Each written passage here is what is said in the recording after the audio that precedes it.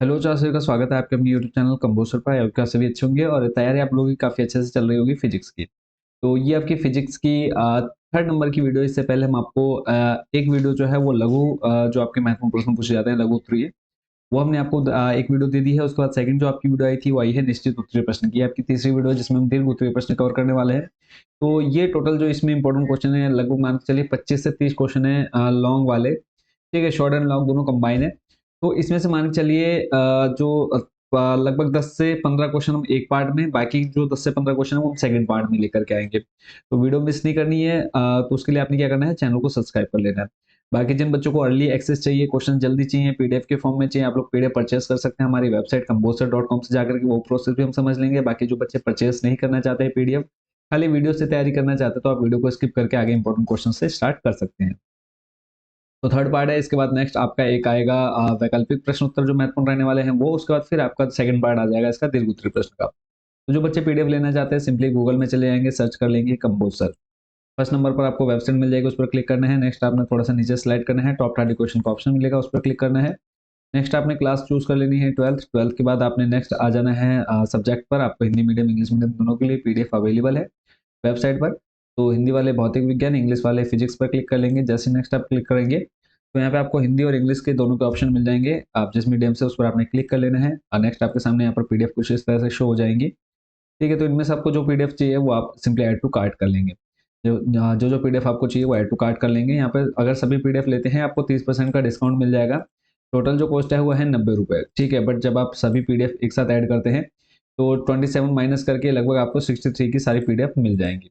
ठीक है, उसके बाद नेक्स्ट आपके सामने ऑप्शन रहता है प्रोसीड टू चेकआउट। देखो अभी फिलहाल 90 रुपये है, जैसे हमने कूपन कोड अप्लाई किया तो कॉस्ट इसकी जो टोटल है वो 63 होगी। प्रोसीड टू चेकआउट कर देना है। चेकआउट पर आपने अपनी पूरी डिटेल्स फिल कर देनी है और यहाँ पर आपने टिक कर देना है, प्लेस ऑर्डर कर देना है। पेमेंट होते ही आपको डाउनलोड का ऑप्शन मिल जाएगा। अब जो बच्चे पूरी प्रोसेस नहीं करना चाहते, सिंपली आपको यहाँ पर व्हाट्सएप नंबर हमारा शो हो रहा है। इस व्हाट्सएप नंबर पर आप मैसेज करिए कमेंट बॉक्स में, या फिर आप पूछ सकते हैं इस नंबर पर आप मैसेज करके जिस भी सब्जेक्ट की आपको जो भी पीडीएफ चाहिए होगी, क्लास आपने बता देनी है, सब्जेक्ट बता देना है। आपको पीडीएफ आपके व्हाट्सएप नंबर पर मिल जाएगी। एक आपको क्यूआर कोड मिल जाएगा। आप उस क्यूआर कोड पर पेमेंट करते ही जैसे आपकी सक्सेस हो जाएगी पेमेंट, आपने स्क्रीनशॉट भेज देना है, आपको पीडीएफ तुरंत आपके व्हाट्सएप नंबर पर मिल जाएगी। आई होप बच्चों पूरी प्रोसेस आप अच्छे से समझ गए होंगे। वापस लेके चलता हूँ आपको इंपॉर्टेंट क्वेश्चंस पर। तो क्वेश्चन सारे ऐसे हैं जो प्रीवियस एग्जाम में काफी बार रिपीट हो चुके हैं और मोस्ट रिपीटेड क्वेश्चन आपके यहाँ पर देखने को मिलेंगे। प्लस जो इस बार आपके बोर्ड एग्जाम में पूरे पूरे चांस हैं एग्जाम में आने के, तो उसके अकॉर्डिंग ये हमारे सारे इंपॉर्टेंट क्वेश्चन रहने वाले हैं। टोटल 2 पार्ट में आपकी ये वीडियो आएगी, तो दोनों पार्ट आपने अच्छे से देख लेने हैं। टोटल आपकी देखो फिजिक्स की 5 वीडियो आएंगी, जिसमें आपकी वैकल्पिक की एक बाकी है। इसके अलावा दीर्घ की आपकी एक ये वीडियो होगी। इसके अलावा एक और बच्चे की 2 वीडियो अभी तक आ चुकी है। ठीक है, इन क्वेश्चंस को आपने अच्छे से तैयार करना है। प्रश्न है आपका, एक समान वैद्युत क्षेत्र में स्थित वैद्युत द्विध्रुव पर लगने वाले बल युग्म के आघूर्ण के लिए व्यंजक प्राप्त कीजिए। मेन है देखो क्वेश्चन समझना। क्वेश्चन कई बार कैसा होता है कि बच्चे क्वेश्चन तो पढ़ के सॉरी आंसर तो याद कर लिया, बट क्वेश्चन कंफ्यूजन रहती है कि हाँ कौन से क्वेश्चन का आंसर हम याद करके आए हैं। तो पहले तो ध्यान से क्वेश्चन देखना है, फिर उसका आंसर अच्छे से तैयार करना है। प्रश्न आप देख पा रहे हैं पिछले 3 सालों में आ चुका है, ये 2017 में, 14 में, 22 में। सॉल्यूशन आपको दे रखा है। जिन बच्चों के पास नोट्स नहीं है, सॉल्यूशन नहीं है, वो आप लोग यहाँ से तैयार कर सकते हैं, स्क्रीनशॉट ले सकते हैं। ठीक है, अदरवाइज जो बच्चे पीडीएफ ले रहे हैं उनके लिए थोड़ा सा ईजी हो जाता है इनको तैयार करना।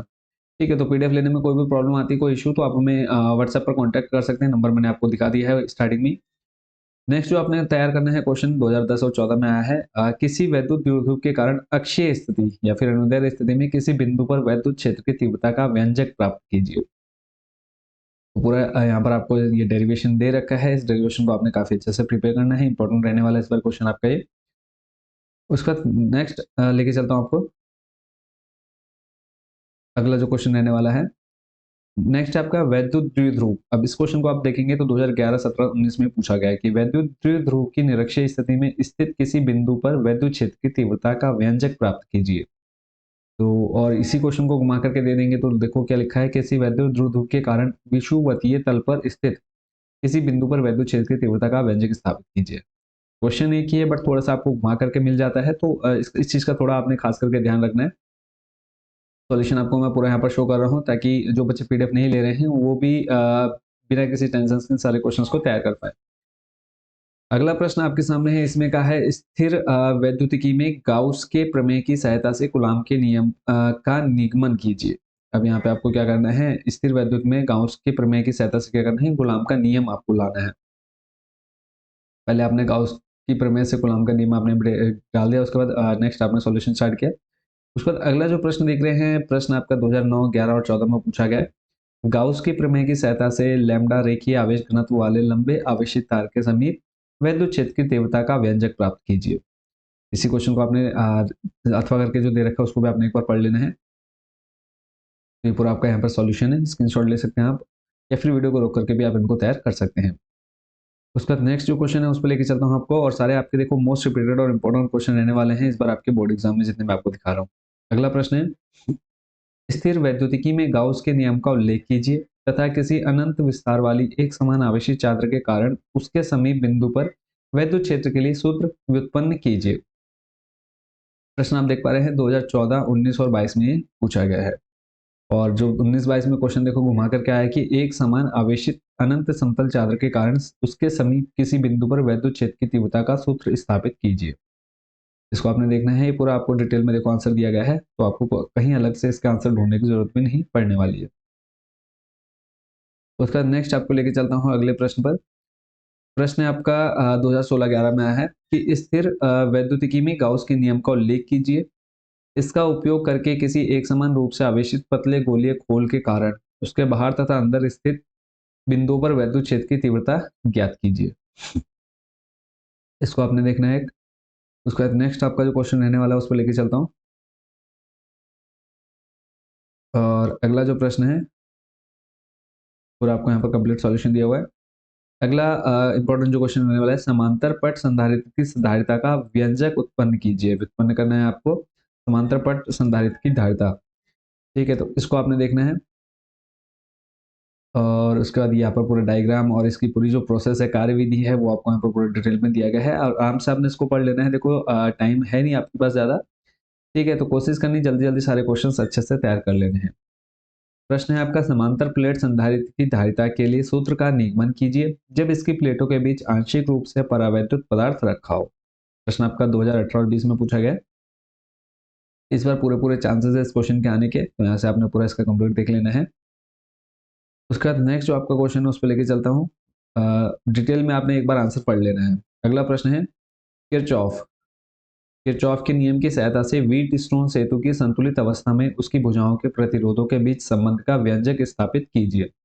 और प्रश्न आप देख पा रहे हैं 12 में, 13 में, 16 में, 17 में, 18 में, लगातार ये मान लीजिए 4-5 साल इंपॉर्टेंट रहा है। इसको देख लेना है क्वेश्चन को। नेक्स्ट क्वेश्चन पे लेके चलता हूँ। उसके बाद अगला और ये क्वेश्चन भी आप देख सकते हैं 2010, 12, फिर उसके बाद आपका 14, फिर 16, 17, और फिर उसके बाद आपका 20 और 23 में प्रश्न आया है कि बायो सवार्ट का नियम की सहायता से किसी धारावाही वृत्ताकार कुंडली अथवा लूप के केंद्र पर उत्पन्न चुंबकीय क्षेत्र के लिए व्यंजक प्राप्त कीजिए। तो इसको आपने देखना है कि इंपॉर्टेंट क्वेश्चन आपका ये है। फिर अगला है, दो सीधे समानांतर धारावाही तारों के बीच लगने वाले बल के लिए सूत्र प्राप्त कीजिए तथा 1 एम्पीयर धारा की परिभाषा दीजिए। तो ये क्वेश्चन आपने तैयार करना है। उसके बाद ये क्वेश्चन आप देख पा रहे हैं 2010, 13, 14, 14 में पूछा गया है। ठीक है, उसका नेक्स्ट आपका जो क्वेश्चन है उस पर लेके चलता हूँ। यहाँ पर आपको ये क्वेश्चन कई बार घुमा फिरा करके दे देता है, बट कंफ्यूज नहीं होना है, क्वेश्चन आपने ध्यान से पढ़ लेना है पहले। ठीक है, उसके बाद नेक्स्ट जो आपका क्वेश्चन है, अगले क्वेश्चन पे लेके चलता हूँ। ये पूरा लॉन्ग क्वेश्चन आंसर्स हैं। अगला जो और लास्ट इस पार्ट का लास्ट क्वेश्चन है, इसके बाद नेक्स्ट एक पार्ट और आएगा इसी सेम क्वेश्चन का। अब तक हम देखें तो लॉन्ग आपके मात्र 8 से 10 क्वेश्चन ही आपने देखे होंगे।